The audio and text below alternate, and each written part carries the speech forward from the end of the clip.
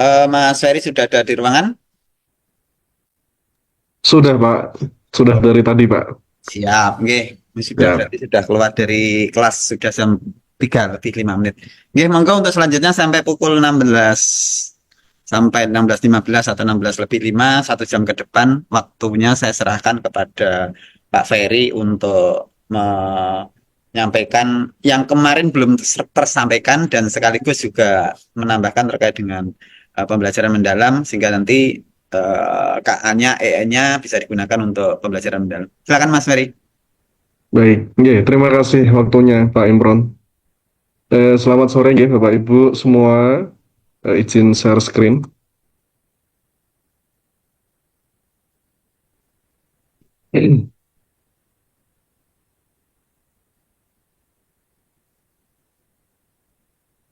Baik. Oke, Bapak Ibu yang saya hormati. Kemarin kita sudah membahas terkait dengan apa saja terkait dengan yang harus diketahui dalam pembelajaran mendalam. Yang pertama itu adalah dimensi profil lulusan. Terus yang kedua yaitu adalah prinsip. Yang ketiga pengalaman dan yang keempat yaitu adalah kerangka pembelajaran. Nah, aspek dari itulah yang disebut dengan 8334 itu yang mendasari terkait dengan implementasi dari pendekatan pengalaman pembelajaran mendalam. Nah, pengalaman untuk yang saat ini ya, yang saya akan jelaskan nanti, yaitu kemarin sudah membahas terkait dengan prinsip pengalaman dan kerangka, tapi ini saya mau ulangi lagi ya terkait dengan pengalamannya. Saya akan mengulangi lagi karena kemarin juga saya dikejar-kejar waktu. Untuk pengalaman belajar itu, ya, untuk pengalaman belajar itu, eh, ada tiga aspek yang harus diketahui. Yang pertama yaitu adalah memahami. Nah, memahami ini bahwa kita harus apa namanya membuat peserta didik kita itu harus bisa memahami ini ya jenis pengetahuan yang sifatnya itu bisa pengetahuan esensial, bisa pengetahuan yang sifatnya aplikatif atau implementatif. Yang ketiga yaitu adalah pengetahuan terkait dengan nilai karakternya. Nah, contohnya itu bisa ibaratnya ketika peserta didik itu dapat mengeksplorasi pengalaman-pengalaman belajarnya terhadap permasalahan sosial yang ada di masyarakat. Nah, sebelum menyampaikan topik permasalahan sosial pada pembelajaran IPS. Kalau misalkan Bapak Ibu itu menggunakan model yang sifatnya problem based learning. Yang kedua, memberikan data kemiskinan di Indonesia serta meminta peserta didik untuk memahami dan memberikan sebuah tanggapannya. Nah, ini peserta didik itu akan bisa menanggapi jika dirasa peserta didik itu dapat memahami hal yang dibahas atau topik yang dibahas pada pembelajaran yang kita ampu. Nah, selanjutnya terkait dengan proses aplikatif yang sifatnya memahami secara sepintas. Yang kedua yaitu adalah terkait dengan pengalaman belajar yang sifatnya mengaplikasi. Nah, mengaplikasi itu memperluas atau mengembangkan pemahaman terhadap konsep dengan menghubungkannya ke situasi baru. Nah, situasi baru itu yang bagaimana? Tentunya ada pengalaman lain atau bidang ilmu yang berbeda. Karakteristiknya itu seperti menghubungkan, menerapkan, ya, mengembangkan dan berpikir kritis. Ya, menghubungkan ibaratnya relasional, konsep baru dengan pengetahuan yang sebelum dikonsepkan relasional ke konsep baru yang kita tentukan. Yang selanjutnya yaitu adalah menerapkan pengetahuannya itu diterapkan ke dalam situasi yang sifatnya real atau nyata atau pada konsep bidang lain. Yang ketiga, yaitu adalah mengembangkan. Nah, mengembangkan ini yaitu terkait dengan ilmu atau konteks pemahaman dengan eksplorasi ke tingkat yang lebih lanjut. Tentunya ranah itu harus diimbangi dengan ranah yang berpikir kritis untuk mencari solusi atau kita berinovasi berdasarkan pengetahuan yang kita pahami atau pengetahuan yang ada. Ibaratnya kalau mengaplikasikan ini, kita menghubungkan dulu, baru kita terapkan dengan apa namanya situasi tingkat kontekstualnya, baru kita kembangkan untuk mencari solusi. Nah, ini adalah karakteristik dari pengaplikasian pengalaman belajar pada tahapan mengaplikasi. Yang ketiga, yaitu adalah pengalaman belajar pada tingkat yang tiga, yaitu adalah merefleksi. Nah, yang namanya merefleksi itu kita harus bisa meregulasi diri kita sesuai dengan karakteristik kita. Individu mampu mengendalikan pikiran, ya, meregulasi diri tentunya mengendalikan pikiran, emosi, ya, perilaku, atau yang lain sebagainya dalam mencapai tujuan tertentu. Nah, dalam konteks pendidikan, biasanya regulasi diri itu sangat penting karena bagi peserta didik itu untuk mengelola proses belajar supaya terjadi pembelajaran yang nyaman, mandiri, efektif, maupun interaktif. Nah, ini terkait dengan manfaat untuk kita merefleksi pada regulasi diri. Regulasi diri itu mencakup apa saja? Yang pertama, bisa memotivasi diri sendiri untuk terus belajar bagaimana cara belajar. Ya, terus yang kedua yaitu adalah refleksi terhadap pencapaian tujuan pembelajaran atau kita mengevaluasi diri kita sendiri. Yang ketiga, baru menerapkan strategi berpikir. Yang keempat, memiliki kemampuan metakognisi. Nah, metakognisi dalam meregulasi diri pada saat pembelajaran, pada saat pembelajaran. Dan yang kelima yaitu adalah meregulasi emosi dalam pembelajaran. Nah, ini terkait dengan merefleksi, yaitu terkait dengan regulasi diri, mengendalikan pikiran, emosi, perilaku, atau yang lain sebagainya dengan tujuan untuk mencapai kondisi atau tujuan tertentu dalam, misalkan kalau dalam konteks pendidikan itu untuk mengelola proses pembelajaran secara mandiri dan efektif. Nah, ini terkait dengan merefleksi. Nah, selanjutnya ini adalah yang akan kita bahas, yaitu adalah terkait dengan taksonomi. Nah, kemarin kita sudah bahas ya terkait dengan taksonomi, bahwa taksonomi yang digunakan dalam pembelajaran mendalam ini bisa dikategorikan sebagai hal-hal yang terkait. Yang pertama, kita sudah tidak asing terkait dengan apa namanya taksonomi Bloom. Ya, taksonomi Bloom itu yang apa namanya yang diciptakan oleh Anderson and Cradwell tahun 2001. Ya, ada C1, C2, C3, C4, C5, dan C6 sebutannya. Karena berkaitan dengan ranah yang kognitif, ya, kognitif. Yang pertama itu C1, tentunya adalah apa namanya? Mengingat, C2 memahami, C3 menerapkan, C4 menganalisis, C5 mengevaluasi, dan C6 yaitu adalah tingkat yang paling tinggi, yaitu adalah mencipta, ya, mencipta. Tetapi dalam pembelajaran mendalam ini yang digunakan bukan maksudnya yang digunakan itu tidak menghilangkan, ya, tidak menghilangkan konsep terkait dengan taksonomi Bloom dalam pengimplementasiannya, bukan. Taksonomi Solo ini bisa dipakai juga dalam pengimplementasian pembelajaran mendalam. Taksonomi Solo yang dibawakan oleh Biggs and Collis pada tahun 1982. Taksonomi Solo atau akronimnya yaitu adalah Structure of Observed Learning Outcome. Berarti ini berorientasi pada hasil, ya, hasil mengukur tingkat kompleksitas dari pemahaman peserta didik melalui 5 tingkatan hierarkis. Ada prastruktural, unistruktural, multistruktural, relasional, berpikir abstrak yang mendalam. Jika misalkan dalam prastruktural, ya Bapak Ibu, yang namanya tingkatan paling bawah itu adalah prastruktural, berarti siswa itu belum memiliki pemahaman sama sekali. Ibaratnya kalau bahasa Jawanya itu siswa bablas, tidak ada pengetahuan atau konsep terkait dengan pembelajaran yang kita ajarkan kepada peserta didik itu. Nah, itu adalah prastruktural. Tapi kalau unstruktural, unstruktural itu siswa itu hanya memahami terkait dengan satu aspek saja. Aspek apa nih yang kita apa namanya yang kita ajarkan, atau topik apa yang kita ajarkan pada aspek tersebut. Misalkan dalam ATP dalam alur tujuan, misalkan satu bab itu kan ada 5 aspek. Nah, itu hanya satu aspek apa namanya yang dipahami oleh peserta didik itu. Nah, terus yang selanjutnya yaitu adalah multistruktural. Multistruktural yaitu adalah siswa memahami beberapa aspek yang berbeda, tetapi aspek-aspek tersebut belum saling terkait. Nah, yang keempat yaitu adalah relasional. Nah, yang namanya relasional itu adalah menghubungkan, tingkatnya yaitu adalah menghubungkan antara berbagai aspek menjadi satu pemahaman yang terintegrasi. Nah, ini adalah relasional. Ibaratnya menghubungkan. Intinya itu menghubungkan. Terus yang selanjutnya yaitu adalah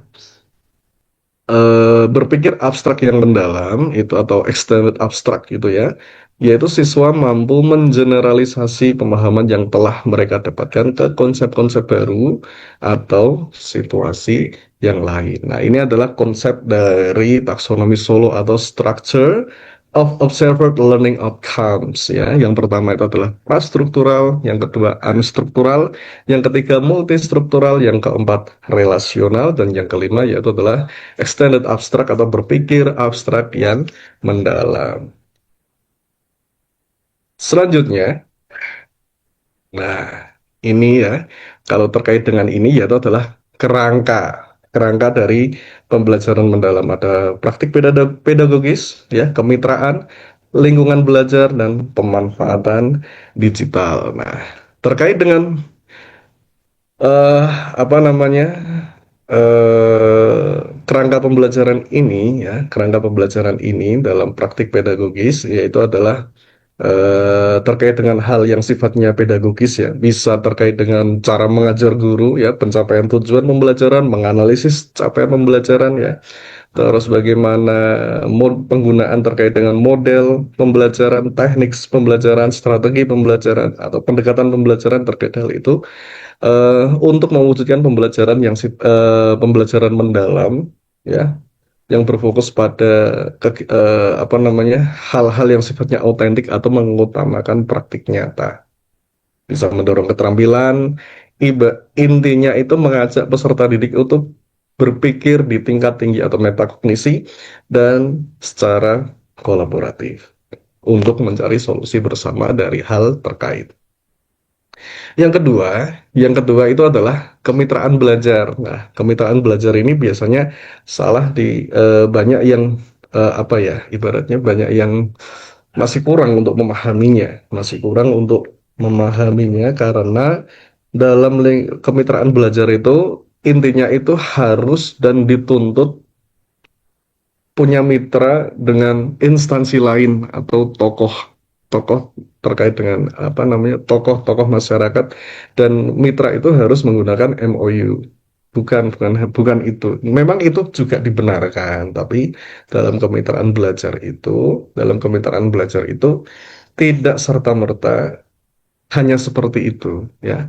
Kemitraan belajar itu intinya bisa guru dengan guru ya, guru dengan guru, maksudnya guru dengan guru itu bisa sesama mapel maupun lintas mapel ya, bisa lintas mapel, bisa guru dengan kepala sekolah, bisa guru dengan siswa. Nah, itu juga diperbolehkan. Bisa guru dengan perpustakaan, bisa guru dengan penjaga sekolah, bisa. Yang penting itu kemitraan itu membentuk hubungan yang dinamis antara guru, peserta didik, orang tua juga bisa, komunitas dan mitra profesional. Pendekatan ini tujuannya itu untuk memindahkan kontrol pembelajaran dari guru saja sehingga menciptakan istilah kolaborasi bersama. Nah, itu adalah kemitraan belajar. Yang selanjutnya yang akan saya bahas yaitu adalah terkait dengan lingkungan pembelajaran. Nah, lingkungan pembelajaran ini juga eh, banyak banyak yang kurang memahami, beratnya kurang memahami. Kalau kemarin ketika saya pengalaman saya kemarin ketika melakukan on job training itu ya, on the job training itu banyak yang kurang memahami terkait dengan lingkungan pembelajaran. Nah, lingkungan pembelajaran itu adalah bagaimana menekankan sebuah integrasi antara ruang fisik, ruang virtual. Nah, ruang virtual ini yang ibaratnya itu banyak disalahartikan terkait dengan pemanfaatan digital nanti. Nah, kita bahas dulu di lingkungan virtual. Ruang fisik, ruang virtual, dan budaya belajar untuk mendukung pembelajaran mendalam. Ruang fisik dan virtual dirancang fleksibel sebagai tempat yang mendorong kolaborasi, refleksi, eksplorasi, dan berbagai ide. Sehingga dapat mengakomodasikan berbagai gaya belajar peserta didik dengan optimal. Nah, misalkan jika jika apa namanya, jika ada pertanyaan, apakah pendekatan pembelajaran itu berbeda dengan yang namanya diferensiasi? Sesungguhnya bahwa pendekatan pembelajaran dengan diferensiasi itu sama, karena apa namanya, tujuan pembelajaran mendalam itu salah satunya pada lingkungan belajar itu mengakomodasi berbagai gaya belajar peserta didik secara optimal. Nah, khususnya dalam lingkungan pembelajaran pembelajaran mendalam ini, ya, mencakup yang pertama itu adalah mencakup lingkungan fisik, ya. Lingkungan fisik itu ya ruang kelas kita, ya, tata letak furniturnya, pencahayaan, warna, bisa-bisa warna kelasnya, medianya yang digunakan, serta kebersihan dan keteraturan ruangan itu juga bisa. Terus yang kedua terkait dengan lingkungan yang sifatnya emosional, ya, emosional yang mencakup pada sisi psikologis anak atau psikologis peserta didik. Itu contohnya eh, belajar dengan rasa nyaman, aman, tidak tertekan, dan penuh dukungan emosional yang memotivasi peserta didik itu untuk dapat melakukan pembelajaran dengan baik. Nah, ini lingkungan psikologis dari lingkungan emosional dan psikologis terkait dengan lingkungan pembelajaran. Apakah yang namanya lingkungan pembelajaran itu penting sehingga bisa menciptakan pembelajaran yang kondusif? Misalkan, apakah iya? Iya, memang iya. Kenapa? Alasannya, dalam lingkungan pembelajaran ya yang sifatnya kondusif itu memiliki banyak sisi yang positif. Salah satunya itu pasti bisa meningkatkan motivasi belajar dari peserta didik. Ya, motivasi belajar peserta didik perlu Bapak Ibu tahu bahwa meningkatkan motivasi belajar bagi peserta didik itu adalah sebagai landasan. Ya, yang namanya landasan itu adalah hal yang paling dasar, ya, supaya siswa itu menumbuhkan minatnya, sehingga dia itu ketika di sekolah, khususnya di kelas, dalam mengikuti pembelajaran itu lebih bersemangat dan termotivasi, ya, termotivasi. Karena itu alasannya ketika eh, hal yang pertama sebagai lingkungan pembelajaran itu seperti itu. Sehingga jika motivasi belajar itu dapat ditingkatkan, meningkatkan motivasi belajarnya, tentunya kualitas pembelajaran itu akan meningkat. Ya, kualitas belajar itu akan meningkat. Karena apa? Pembelajaran tentunya akan berjalan secara efektif. Ya, akan belajar secara efektif dan membantu siswa mengembangkan potensinya. Potensi itu bisa minat dan bakat dari siswa itu bisa berkembang secara optimal. Dan tentunya setelah setelah eh, setelah dapat meningkatkan kualitas pembelajaran, ya, tentunya hal itu dapat tercapai jika kita sebagai pendidik itu dapat mendorong adanya keterlibatan atau partisipasi aktif dari peserta didik itu sendiri. Bagaimana caranya? Ya, tentunya kita harus menciptakan lingkungan yang mendukung atau memberikan kesempatan. Ya, kesempatan itu berupa penyampaian pendapat, dapat menerima insight yang baru, ya, dapat menerima pemikiran yang baru, sudut pandang yang baru, terkait dengan eh, pemikiran dari anak atau peserta didik kita, ya, sebagai langkah dalam keterlibatan atau berpartisipasi aktif pada saat proses pembelajaran. Nah, itu adalah terkait dengan lingkungan belajar. Lingkungan belajar. Terkait dengan pemanfaatan digital, ya, terkait dengan pemanfaatan digital, yang namanya digital itu pasti mengandalkan yang namanya terkait dengan hal yang sifatnya teknologi, ya, teknologi. Itu pasti, itu hukumnya jelas. Yang namanya digitalisasi itu pasti berkaitan dengan yang namanya teknologi. Ya, dari jadi maksudnya, jadi yang namanya pemanfaatan digital yaitu adalah pemanfaatan teknologi digital. Ya, sebagai apa? Sebagai katalisator tentunya untuk menciptakan pembelajaran yang sifatnya itu interaktif. Ya, interaktif itu adanya hubungan timbal balik antara peserta didik dengan, mohon maaf, hubungan timbal balik antara pendidik dengan peserta didik. Yang kedua kolaboratif. Nah, kolaboratif itu bagaimana siswa satu dengan siswa yang lain itu dapat berkolaborasi untuk mencari solusi, ya, problem solving, pemecah masalah dan sifat kontekstual. Dan yang ketiga yaitu adalah kontekstual. Kalau kontekstual itu lebih condong supaya dapat memudahkan, dalam penggunaan media digital itu dapat memudahkan pendidik untuk mengajarkan pada saat bab tertentu pada saat pembelajaran.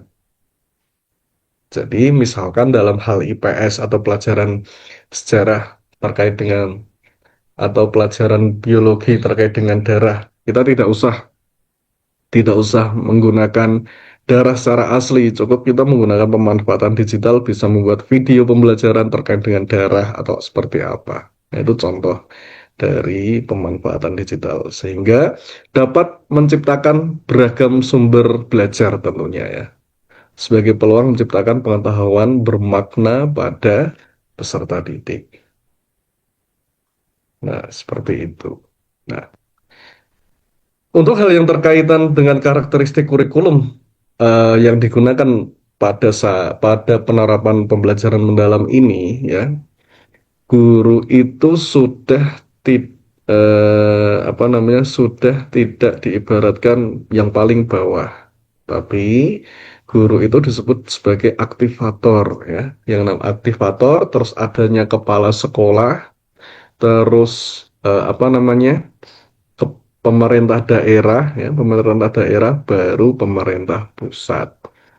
Yang namanya guru itu sebagai aktivator, ya, aktivator berarti guru itu sebagai orang yang aktif dalam menggerakkan terkait dengan kondisi pembelajaran yang berada di kelas tersebut. Jadi guru itu sebagai ujung tombaknya, ya, sebagai apa namanya, ujung tombak dari katalisator tersebut.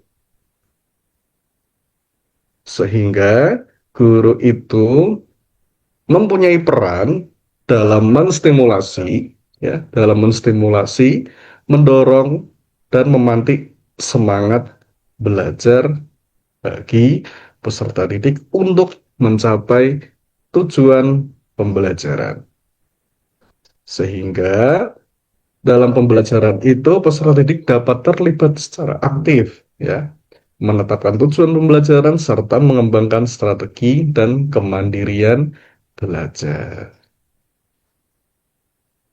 Jika misalkan kita membahas terkait dengan ciri-ciri guru sebagai aktivator itu seperti apa, ya? Intinya guru itu bisa membuat peserta didik itu untuk menumbuhkan rasa ingin tahunya, ya. Intinya itu guru dapat menstimulasi.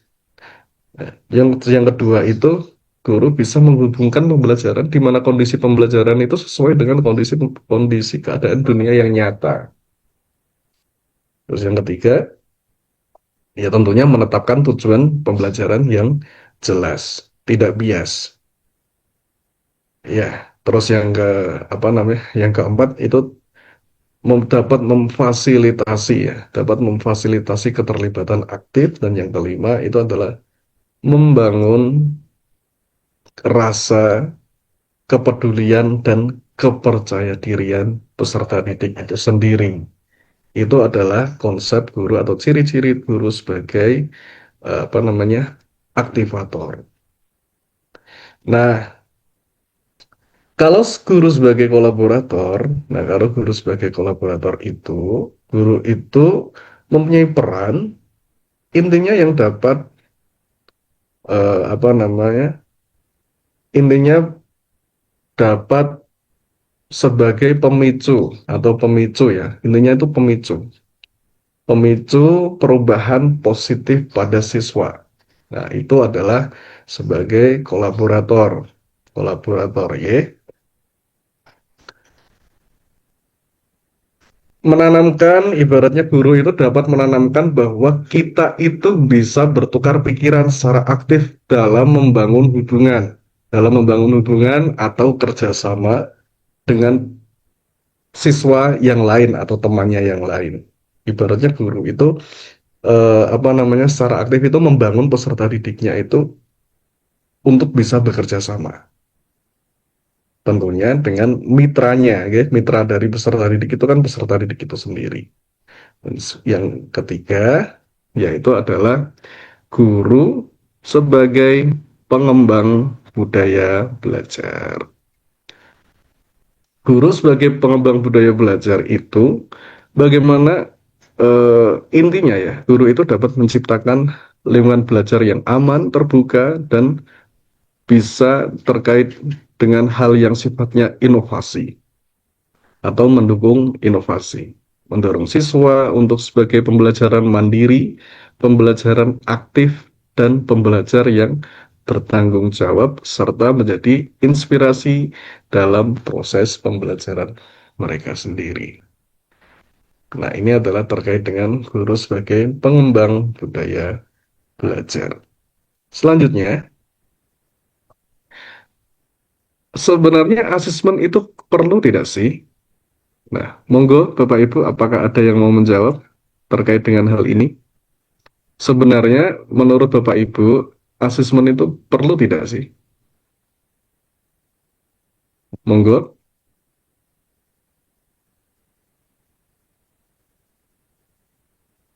asesmen dalam pembelajaran itu perlu tidak sih? Ya, ya, Sangat tentunya. perlu. Gimana, Pak? Sangat perlu, Bapak. Jadi Sangat untuk perlu. mengukur pemahaman peserta didik kita, kemudian juga menentukan keterampilan apa, terus kemudian juga mengidentifikasi kekurangannya dalam proses pembelajaran gitu. Betul, memang yang namanya asesmen itu adalah sebuah proses ya, Bu ya. Sebuah proses yang atau bisa diistilahkan itu pengumpulan ya, pengumpulan, pengolahan atau penafsiran sebuah informasi ya untuk mendapatkan gambaran pencapaian dari peserta didik itu sendiri. Jadi yang namanya asesmen itu memang perlu ya. Nah, ini adalah terkait dengan salah satu asesmen ini ya. Walaupun ini sifatnya umpan balik ya, umpan balik yang biasanya ini terdapat pada di awal-awal peserta didik ini ya. Di awal-awal pembelajaran. Nah, dalam umpan balik ini secara lisan dan tertulis ini ada beberapa klasifikasi. Yang pertama itu adalah klarifikasi, ya, yang kedua nilai, yang ketiga perhatian, yang keempat saran, dan yang kelima yaitu adalah apresiasi. Klarifikasi yang pertama itu adalah kita mengajukan pertanyaan yang sifatnya klarifikasi. Tentunya yang kedua yaitu adalah nilai. Nilai itu adalah terkait dengan evaluasi atau komentar atas kekuatan yang terlihat. Yang ketiga itu baru perhatian ya. Yang namanya perhatian itu adalah memberikan komentar jika ada hal yang kurang sesuai atau kurang lengkap yang menarik perhatian pada diri kita. Dan yang kelima, yaitu adalah berikan saran. Ya. Saran itu adalah memberikan yang terbaik untuk mengembangkan. Sifatnya positif. Dan yang kelima, yaitu adalah yang tingkatan paling atas, yaitu adalah apresiasi, yaitu adalah pujian. Nah, ini ada klarifikasi, nilai, perhatian, saran, dan apresiasi. Nah, ini adalah umpan balik secara lisan atau tertulis. Nah, ini adalah prinsip asesmen dalam pembelajaran mendalam. Prinsip asesmen itu ada 3 dalam pembelajaran mendalam ini ya. Yang pertama itu adalah berkeadilan, yang kedua edukatif, dan yang ketiga yaitu adalah objektif. Kalau berkeadilan, yang namanya berkeadilan itu harus selepas ya, harus selepas oleh yang namanya latar belakang peserta didik, Besok kan ngaku identitas kinain. peserta didik, Ngaku atau terkait dengan Waalaikumsalam. Kan ngaku proses. atau Oke, terkait monggo. dengan apa namanya, atau terkait dengan konsep penilaian itu seperti apa. Nah, konsep penilaian itu seperti apa itu maksudnya bagaimana? Yang namanya penilaian itu sifatnya harus jelas. Yang namanya jelas pasti tidak bias atau mengandung ranah yang sifatnya ambiguitas. Itu adalah prinsip asesmen yang berkeadilan. Yang kedua, itu ranahnya adalah edukatif. Ya, edukatif ini tujuannya untuk meningkatkan proses pembelajaran. Dalam proses pembelajaran, tentunya yang namanya penilaian, asesmen edukatif ini asesmen yang sifatnya itu mendidik peserta didik itu sendiri.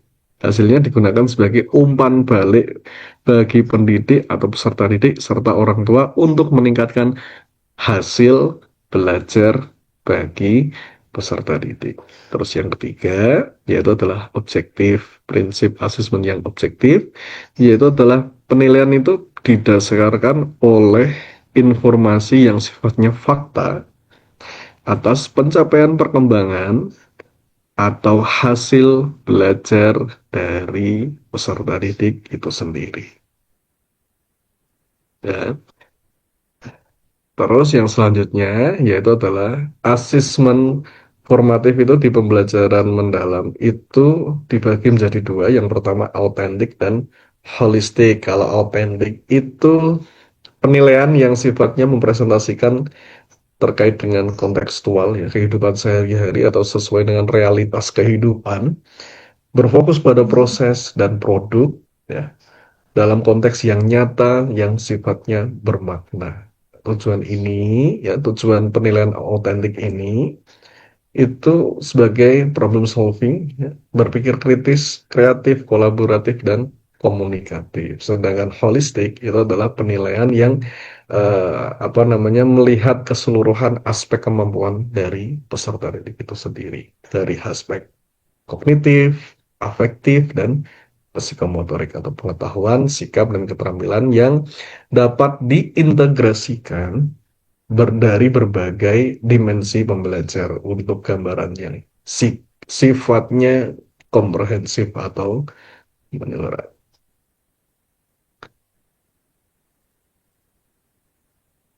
Untuk asesmen sendiri itu dibagi menjadi 2 ya. Yang pertama itu adalah asesmen formatif dan asesmen sumatif. Nah, untuk asesmen formatif ini tujuannya itu untuk memperbaiki proses pembelajaran.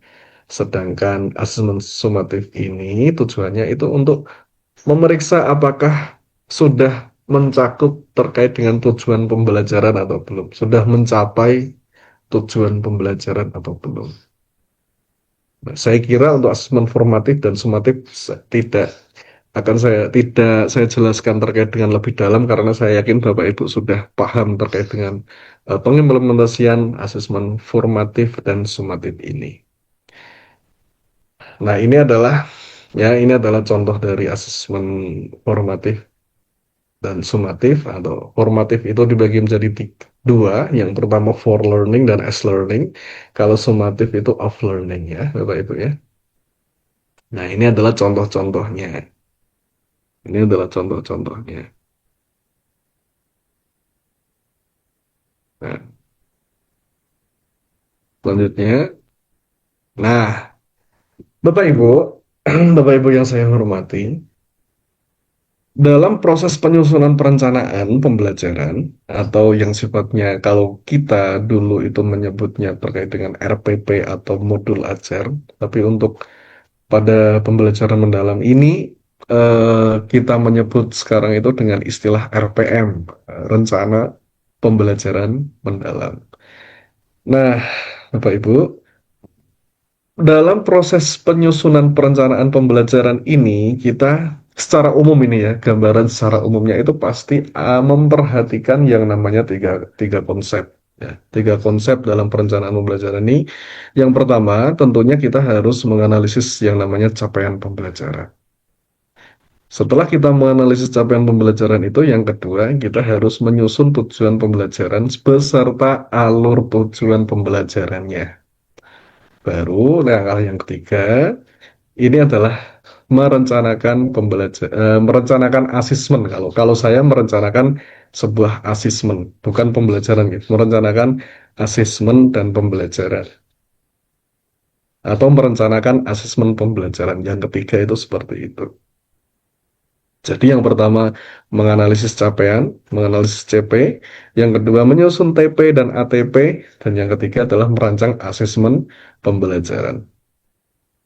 Ini adalah konsep secara umum dalam merencanakan sebuah pembelajaran. Tetapi kalau di konsep pembelajaran mendalam itu kita harus ada 4 tahapan. Yang pertama itu adalah identifikasi, yang kedua desain, yang ketiga adalah pengalaman belajar, yang keempat baru yang namanya asesmen.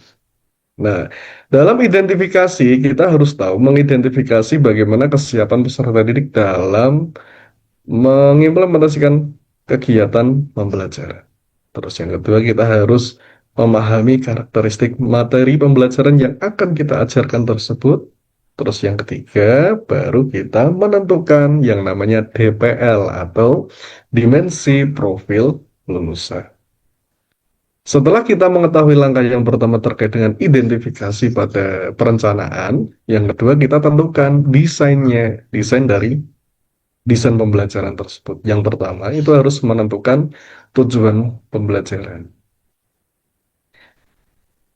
Menentukan tujuan pembelajaran itu tentunya harus ada unsur yang namanya ABCD. Ada audience, behavior, content, dan degree-nya. Ya, Bapak Ibu ya. Terus yang selanjutnya, yang kedua yaitu adalah setelah menentukan tujuan baru menentukan kerangka pembelajarannya. Nah, kerangka itu mencakup aspek praktik pedagogis, lingkungan pembelajaran, kemitraan belajar, serta pemanfaatan digital. Baru yang ketiga yaitu adalah pengalaman belajar. Pengalaman belajar itu terdiri atas memahami, mengaplikasi, dan merefleksi. Ya, tentunya dalam merancang pembelajaran dengan prinsip berkesadaran, bermakna, dan menggembirakan. Baru yang selanjutnya, yang terakhir yaitu adalah asesmen.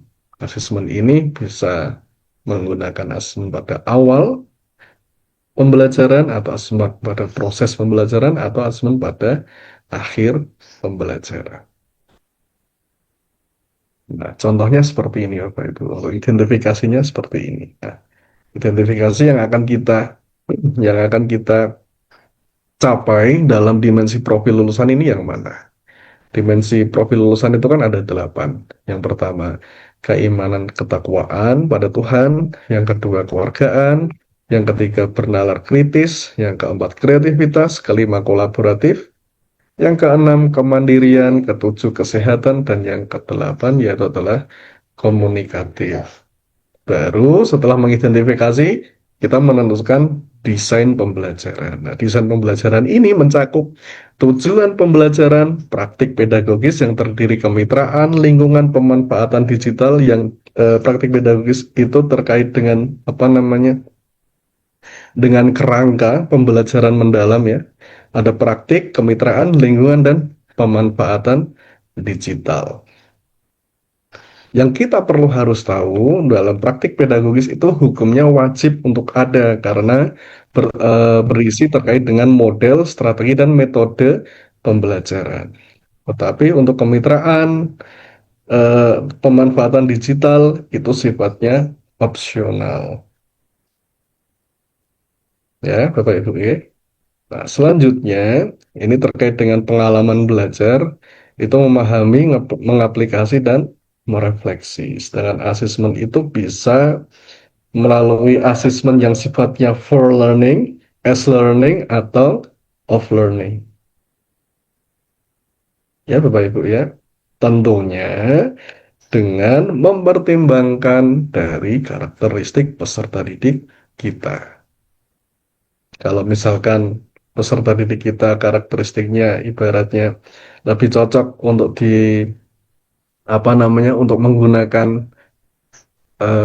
model pembelajaran sifatnya project based learning, ya tentunya kita harus melakukan penilaian yang sifatnya penilaian proyek atau yang lainnya.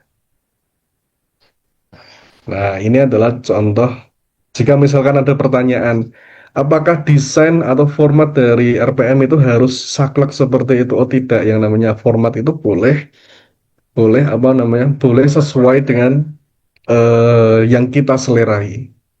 Tetapi unsur-unsur tersebut, unsur-unsur yang terkait dengan identifikasi, desain, pengalaman, dan asesmen itu harus ada.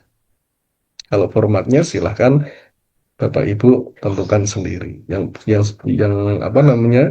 penting itu ada unsur-unsur terkait yang harus ada. Nah, ini contohnya. Ya, ada unsurnya, ada penilaiannya, ada identifikasinya, ada capaian pembelajarannya, ada dimensi profil lulusannya, ada tujuannya, ada kerangka pembelajarannya dari praktik pedagogis, kemitraan belajar, lingkungan pembelajaran, dan pemanfaatan digital. Ada pengalaman belajarnya yang saya padukan dengan langkah-langkah pembelajarannya dari kegiatan pembuka, kegiatan inti, serta kegiatan penutupnya. Nah, penutupnya ini. Lalu terdapat asesmen. Kalau asesmen ini, saya menggunakan asesmen yang sifatnya penilaian kriteria atau deskripsi kriteria. Nah, selanjutnya ini adalah konsep pembelajaran ya, konsep pembelajaran yang saya rangkum dalam itu.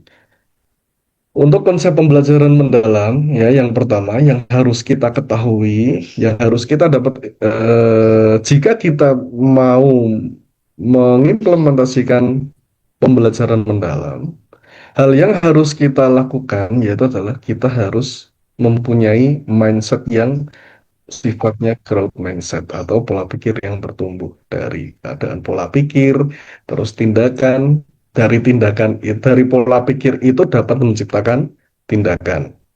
Dari tindakan itu dapat menciptakan hasil dari tindakan kita. Maka yang namanya pola pikir itu menentukan hasil atau menentukan tindakan dan hasil. Ya, sifatnya kalau misalkan ya tentunya ya kalau kita mau mengimplementasikan pembelajaran mendalam, tentunya kita harus mengubah mindset kita dulu. Baru kita melakukan pembelajaran mendalam. Ya, baru kita melakukan pembelajaran. Dan untuk konsep pendidikan ini saat ini bersistem pada pembelajaran mendalam itu sendiri. Kenapa? Alasannya kita harus menggunakan pendekatan pembelajaran mendalam karena yang namanya pembelajaran itu adalah konsepnya saling memuliakan. Saling memuliakan dengan menciptakan pembelajaran yang sifatnya berkesadaran, bermakna, menggembirakan, dan serta ada olah rasa, olah hati, olah hati, olah pikiran, dan olah raga. Itu mengapa alasan kita menggunakan konsep pembelajaran mendalam. Selain itu, ada yang namanya prinsip pengalaman dan kerangka, serta asesmen yang kita padukan dengan yang namanya kokurikuler. Maka kegiatan itu dapat dikolaborasikan dengan pembelajaran mendalam. Untuk kokurikuler itu sendiri, yaitu adalah kegiatan pembelajaran yang dilaksanakan sebagai penguatan, pendalaman, atau pengayaan kegiatan dari intrakurikuler dalam rangka pengembangan kompetensi terutama penguatan karakter. Untuk implementasinya itu ada 3 macam ya. Yang pertama itu bisa kita berkolaborasi lintas disiplin ilmu ya. Terus yang kedua yaitu dengan menggerakkan ya, dengan menggerakkan 7 kebiasaan anak Indonesia hebat ya. Terus yang ketiga yaitu adalah dengan cara lainnya. Cara lainnya itu mencakup bisa bisa apa namanya? Bisa terkait dengan kearifan lokal atau warisan budaya dan ciri khas yang ditonjolkan oleh kelembagaan. Contohnya yaitu adalah pesantren atau yang lain sebagainya.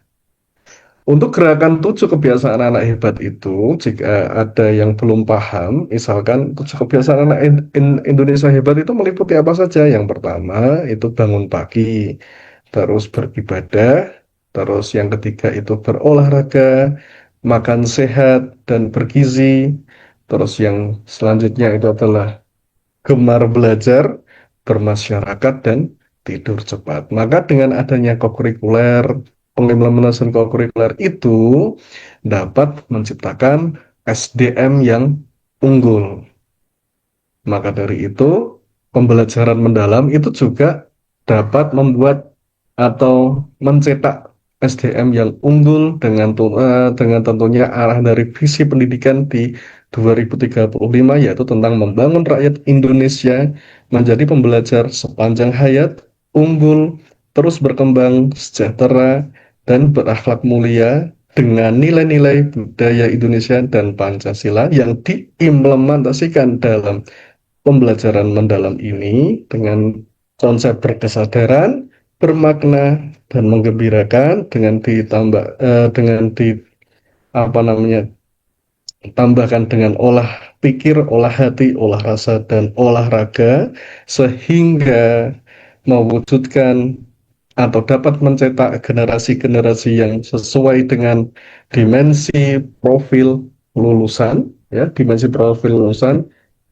supaya dapat pada tahun 2045 itu Indonesia dapat mencapai program terkait dengan Indonesia Emas. Seperti itu Bapak Ibu. Nah, baik. Sampai ini, apakah Bapak Ibu ada yang bertanya terkait dengan konsep terkait pembelajaran mendalam? Monggo Bapak Ibu. Jika ada yang mau ditanyakan terkait dengan konsep atau pengimplementasian pembelajaran mendalam, monggo. Sementara belum, Pak. Sementara belum. Baik Pak Ya, Imran, Pak. nggih, monggo. Ya, terima kasih mengenai konsep tadi pembelajaran mendalam. Tentu saja sangat menarik sekali dan praktiknya atau implementasinya yang saya tanyakan itu apakah kita sebagai guru kita atau kita baik kepala sekolah atau guru-guru kita sudah melakukan pembelajaran mendalam tetapi belum tahu namanya itu pelajaran mendalam maknanya atau belum sama sekali menerapkan dalam RPP atau modul ajar yang sekarang disebut seperti itu pada kurikulum Merdeka. Kalau memang sudah itu contohnya kecil apa dalam kegiatan persepsi saja, belum inti atau belum penutup pada pembelajaran mendalam Bapak. Contoh kecil saja yang sudah diterapkan guru. Terima kasih. Berarti pertanyaannya yaitu adalah contoh kecil dalam apersepsi ya Bapak Ibu ya. Ya betul Pak. Baik. Monggo Bapak Ibu, apakah ini rekan kita ada yang bertanya Pak Mulyoto dari Grobogan itu contoh kecil dari apersepsi, contoh pengimplementasiannya apa? Itu. Monggo, apakah ada yang menjawab? Apakah ada yang mau menjawab sebelum saya menjawab? Ya, boleh ya izin sharing aja nggih, Pak nggih. Nggih, monggo monggo Bu. Nggih, menurut saya ini juga Pak Mul rekan juga nggih, tapi beliaunya kepala sekolah. Oke, Bagi Nggih. saya itu mempunyai ada tahapan ya yang seperti yang disampaikan oleh Bapak tadi narasumber. Jadi tahapan pengalaman belajar tentunya juga ada memahaminya, mengaplikasikan, kemudian merefleksi. Nah, ini terkait dengan pembelajarannya itu kan ada prinsipnya nih.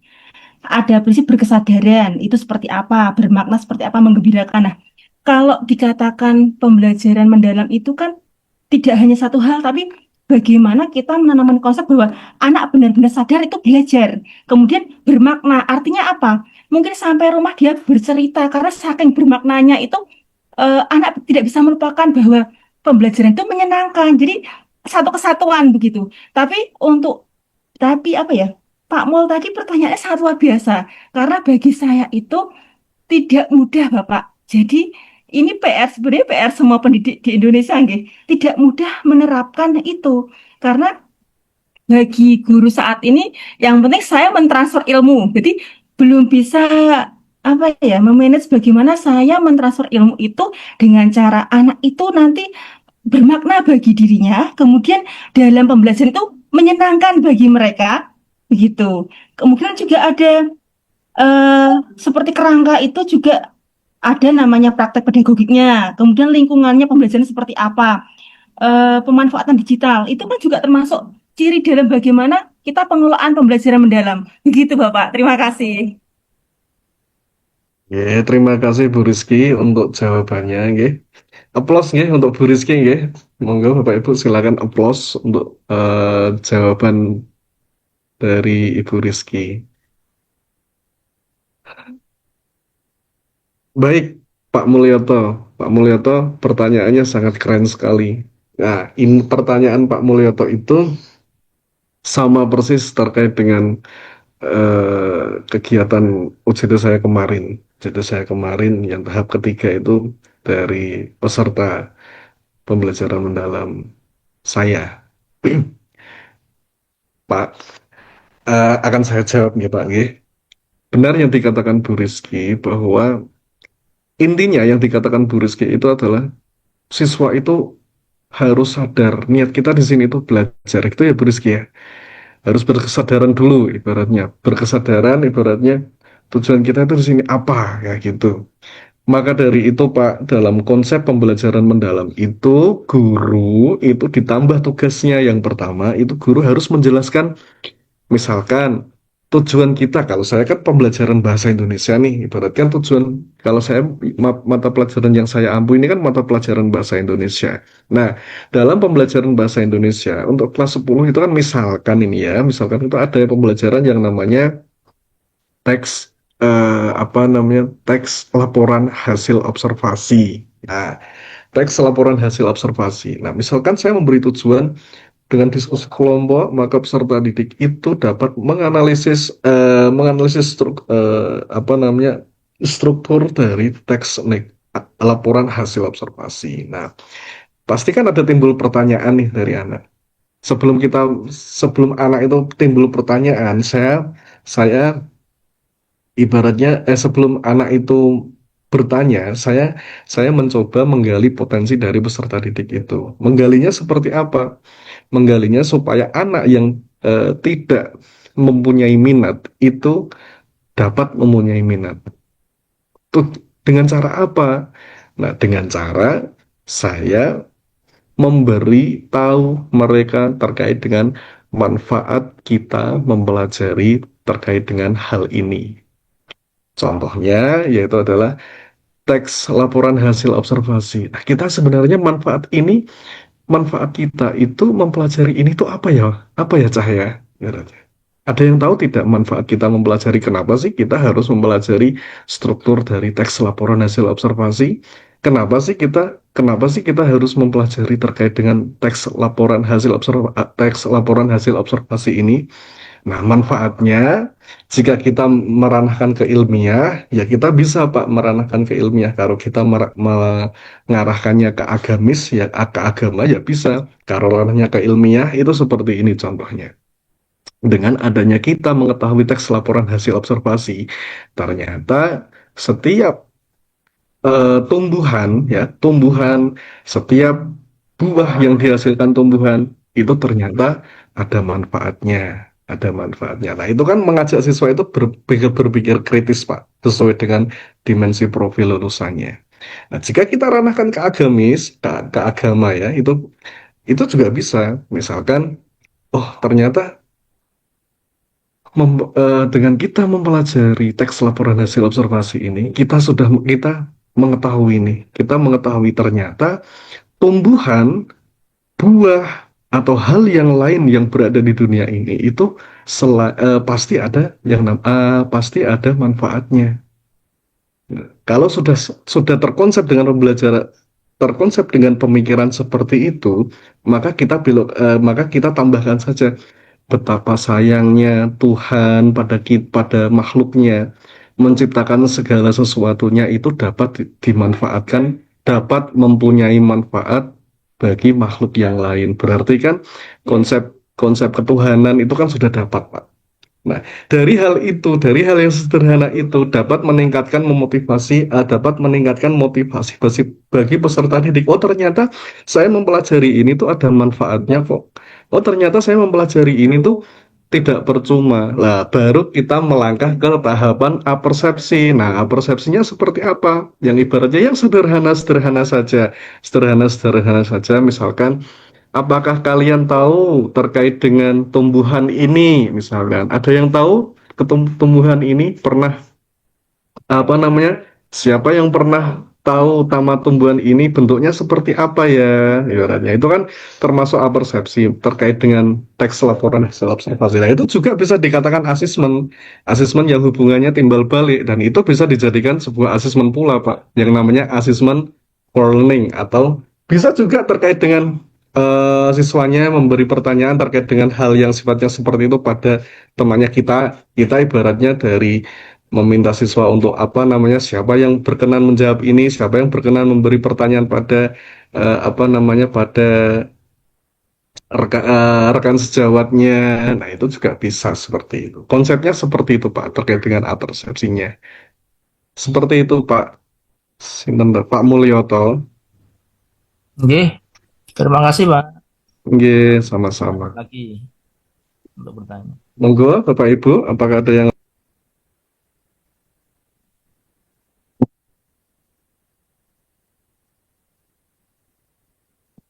nggih, monggo, Bapak Ibu.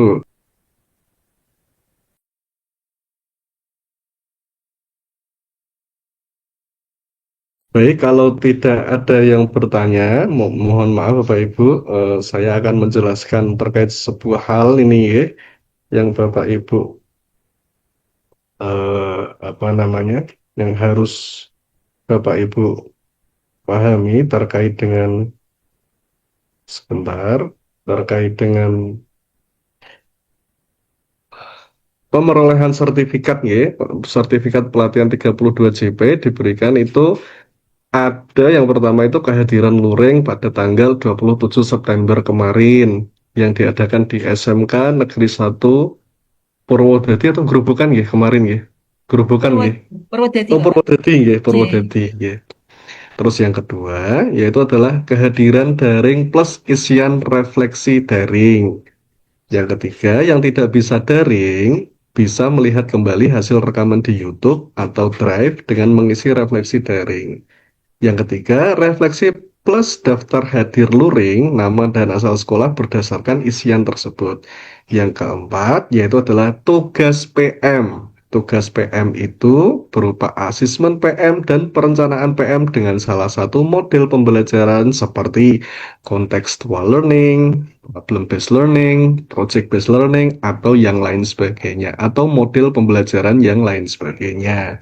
Terus yang kelima, yaitu adalah tugas KAA ya, coding dan kecerdasan artificial Gemini Canvas dengan kopian prompt dan capture langkah di Gemini Canvas disertai output hasil modul ajar atau perencanaan pembelajaran mendalam hasil dari coding kecerdasan artificial Gemini Canvas. Tagihan ditunggu paling lambat tanggal 7 Oktober 2025 melalui tautan yang disediakan trainer di setiap sesi. Apabila hanya mengikuti daring dan mengumpulkan tugas, tetap diberikan sertifikatnya daring saja, yakni 26 JP. Nah, jika misalkan Bapak Ibu ini saya beri link ya, beri link untuk pengumpulan tugasnya ya, pengumpulan tugas. Ini saya kirim di kolom komentar dalam kolom komentar. Ya Bapak Ibu monggo di obrolan. Ini adalah link tugas. Monggo Bapak Ibu bisa disimpan untuk link tugas, link Google Drive. Link Google Drive ini bisa disimpan terkait langkah untuk untuk pengumpulan tugas, maksudnya pengumpulan tugas dari Bapak Ibu Kabupaten Grobogan. Pak Imron mau kemana ini? Mau nyumbang mantenan. Tolong nanti ya, Pak Ferry ya. Iya. Kalau keluar end all ya, biar nanti rekamannya bisa berhenti otomatis. Oh, nggih. Ya, saya baru ini mau mantenan nyumbang. Hati-hati di jalan Pak Imron.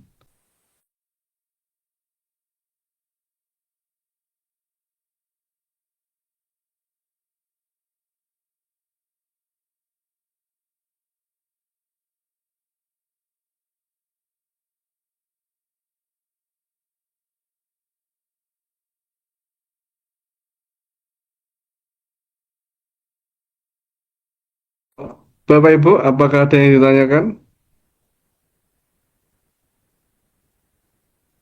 Tidak ada, nggih. Baik, kalau tidak ada, saya akhiri kegiatan pada kesempatan kali ini. Semoga bermanfaat untuk kita semua. Mohon maaf Bapak Ibu jika saya ada kesalahan kata yang kurang berkenan di hati panjenengan semua. Saya akhiri kegiatan kali ini. Sekian. Assalamualaikum warahmatullahi wabarakatuh. Waalaikumsalam warahmatullahi wabarakatuh.